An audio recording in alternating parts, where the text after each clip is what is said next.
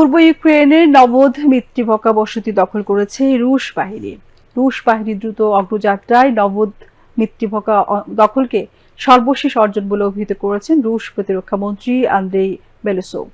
তবে ইউক্রেনের সামরিক বাহিনী গুরুত্বপূর্ণ শহর কুরাখুবের উত্তরে অবস্থিত এই গ্রামটি দখলের বিষয়ে কিছু নিশ্চিত করে জানায়নি। ইউক্রেনের সামরিক বাহিনীর প্রতিবেদনে গ্রামটির অবস্থান এমন একটি এলাকায় উল্লেখ করা হয়েছে যেখানে রুশ বাহিনী লড়াই করে গভীরে অগ্রসর হওয়ার চেষ্টা করছিল। বার্তা সংস্থা রয়টার্স কোনো পক্ষের দাবি স্বাধীনভাবে যাচাই করতে পারেনি। অনলাইনে পোস্ট করা একটি ভিডিওতে রাশিয়ার প্রতিরক্ষা মন্ত্রী বেলুসোভকে বলতে শোনা গেছে, আমরা এখানে যে কাজটি করেছি তাতে ইউক্রেনীয় ইউনিটগুলিকে ভেঙে ফেলা সক্ষম হয়েছে। এখন আমাদের অগ্রগতি ত্বরান্বিত হয়েছে। আমরা তাদের 2025 সালের গোটা অভিযান পরিকল্পনা ব্যর্থ করে দিয়েছি। ইউক্রেনের জেনারেল স্টাফ বলেছেন 1000 কিলোমিটার ফ্রন্টের কোরাখোভ সেক্টরে ব্যাপক সংঘর্ষ হচ্ছে। ওই সেক্টরে 35টি সশস্ত্র সংঘর্ষের মধ্যে 10টি এখনো চলছে বলে নিশ্চিত করেছে তারা।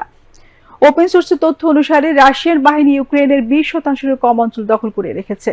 2022 সালের ফেব্রুয়ারিতে ইউক্রেনে রাশিয়ার আগ্রাসন শুরুর পর থেকে খুব দ্রুত সময়ে দোনেৎস্ক অঞ্চলে অগ্রসর হয়েছে রুশ বাহিনী।